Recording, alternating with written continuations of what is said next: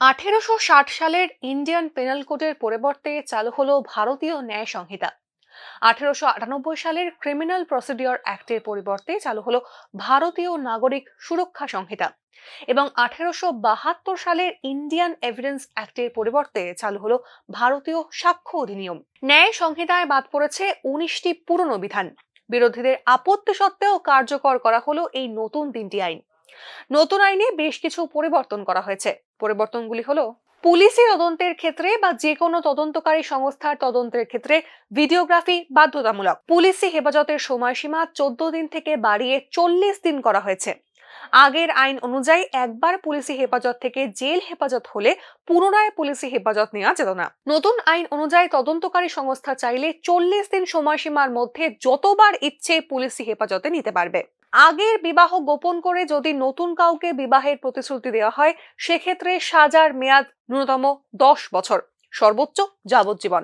সন্ত্রাসবাদে যুক্ত অভিযুক্তদের ক্ষেত্রে প্যারোল অর্থাৎ অস্থায়ী মুক্তির কোনো সুযোগ থাকছে না। সাক্ষীদের সুরক্ষার ক্ষেত্রে বেশ কিছু পরিবর্তন আনা হয়েছে। ভারতীয় নাগরিক সুরক্ষা সংহিতা আইন অনুযায়ী 35 সাব সেকশন 7 অনুযায়ী গ্রেফতারি পরোয়ানা ছাড়াই এবার পুলিশ গ্রেফতার করতে পারবে। গুরুতর আঘাতের সংজ্ঞায় বেশ কিছু পরিবর্তন এসেছে। সংঘবদ্ধভাবে 5 জন বা তার অধিক ব্যক্তি কোনো ঘটনা ঘটালে বা হত্যা সংক্রান্ত ঘটনার সঙ্গে যুক্ত থাকলে সর্বোচ্চ সাজা মৃত্যুদণ্ড। 12 বছর বা তার নিচে কোনো নাবালিকাকে ধর্ষণ করলে সর্বোচ্চ সাজা মৃত্যুদণ্ড। পুলিশি তদন্তের সময়সীমা নির্দিষ্টভাবে বেঁধে দেওয়া হয়েছে।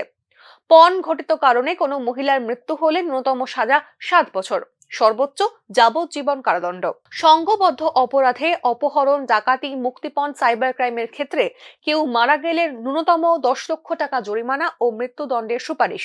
চালকের অসতর্কতায় কোনো ব্যক্তির মৃত্যু হলে 2 থেকে 5 বছরের জেল। ছিনতাইয়ের ঘটনায় জরিমানার পাশাপাশি সর্বাধিক 3 বছরের জেল। তদন্তের সময় পুলিশ যে বয়ান নথিভুক্ত করে সেটিকে তদন্তকারী সংস্থা চাইলে বিচার প্রক্রিয়ায় তা প্রামাণ্য নথি হিসেবে ব্যবহার করা যাবে।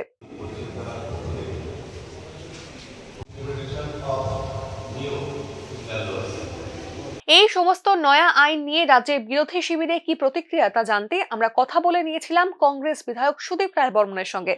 এদিন তিনি জানান, এই নতুন 3টি আইন প্রণয়নের মধ্যে দিয়ে সারা দেশ জুড়ে আবারও পুলিশি রাজ চালু হতে চলেছে, যা কোনোভাবেই একটা সুস্থ সমাজের জন্য কাম্য নয়। এছাড়া আরো একটি বিষয় যে এই নতুন আইনে এখন থেকে কোনো ব্যক্তি আর এফআইআর কপি নিজের হাতে পাবেন না। এর পাশাপাশি 302 ধারায় কোনো ব্যক্তির বিরুদ্ধে মিথ্যে মামলা করা হলেও 1/3 সময় তাকে জেলে থাকতেই হবে। এরপরে সেই ব্যক্তি বেল পেতে পারেন।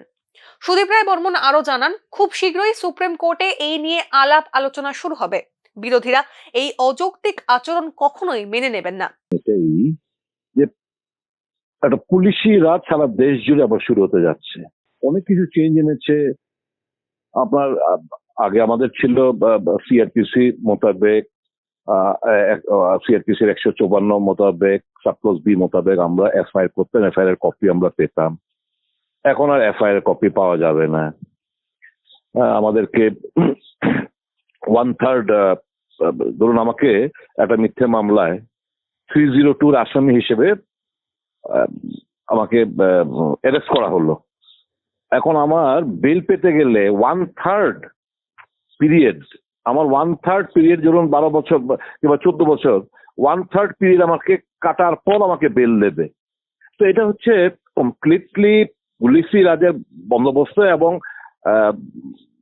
এ নিয়ে অনেক লিটিগেশন হবে। সুপ্রিম কোর্ট ইন্টারফেয়ার করতেই হবে। এরপরে আমরা কথা বলে নিয়েছিলাম অ্যাডভোকেট পুরুষোত্তম রায় বর্মনের সঙ্গে। তিনি বলেন, 1 জুলাই এই আইন প্রণয়ন হওয়ায় দিনটিকে মানুষ বিচার ব্যবস্থার কালো দিবস হিসেবে মনে রাখবে। তার বক্তব্য, এই 3 আইন সংবিধানের মূল কাঠামোকে নষ্ট করছে। এছাড়া এই আইন দ্বারা নাগরিক স্বাধীনতা বিপন্ন হচ্ছে। তিনি আরো বলেন, এই বিল বিরোধী শূন্য অবস্থায় পার্লামেন্টে পেশ করা হয়েছে। আজকে আমাদের দেশের বিচার ব্যবস্থার ইতিহাসে কালো দিন। এই 3টি নতুন আইন আমাদের সর্বনাশ করবে। এই 3টি নতুন আইনের ফলে নাগরিকদের অধিকার, বিচার ব্যবস্থার উপর হস্তক্ষেপ পুলিশের বাড়বে। এই 3টি নতুন আইন আনা হচ্ছে অত্যন্ত বড় মতলব নিয়ে। আমাদের 3টি যে ফৌজদারি আইন ছিল, Indian penal code, Indian evidence act, criminal procedural code, এই তিনটি আইনের পরিবর্তন প্রয়োজন ছিল কিছুটা, কিন্তু এইরকম প্রয়োজন ছিল না। ব্রিটিশরা যেভাবে সাম্রাজ্যবাদী শক্তি দেশের মানুষকে পদানত রাখার জন্য ফৌজদারি আইন চালু করেছিল, ঠিক একই উদ্দেশ্য নিয়ে স্বাধীন দেশে ৭৫-৭৬ বছর পর তিনটি নতুন ফৌজদারি আইন চালু করা হয়েছে। এই তিনটি আইন সংবিধানের মূল কাঠামোকে হস্তক্ষেপ করতে এবং ফৌজদারি আইনের সাথে নাগরিকদের জীবনের অধিকার এবং নাগরিক স্বাধীনতা, লাইফ এন্ড লিবার্টি অত্যন্ত বেশি পরিমাণে নির্ভরশীল। এ বিষয়ে পশ্চিম ত্রিপুরা জেলার অ্যাডিশনাল পিপি জানিয়েছেন, এই নতুন তিনটি আইনে বিশেষ কিছুই পরিবর্তন করা হয়নি, যেটুকু বদল করা হয়েছে তা জনস্বার্থের কথা মাথায় রেখেই। আমাদের যে ব্রিটিশ আমল থেকে যে আইনগুলি চলছিল, হ্যাঁ, যে আইপিসি এবং পরবর্তী সময়ে সিআরপিসি যেটা আমাদের হয়েছে, যার উপরে ভিত্তি করে গতকাল রাত্র 12টা অব্দি যে আগের কেসগুলি, যে আইনগুলি ফলো করছিল, এবং কেন্দ্রীয় সরকার চিন্তা করে নামগুলি দিয়েছে ন্যায় সংহিতা। অর্থাৎ ভারতের মানুষকে ন্যায় বিচার দেওয়ার জন্য এই আইনগুলি প্রণয়ন করা হয়েছে। এখন আজকের এই জায়গা দাঁড়িয়ে আপনি বলা যাবে না যে তার এফেক্ট কতটুকু হবে।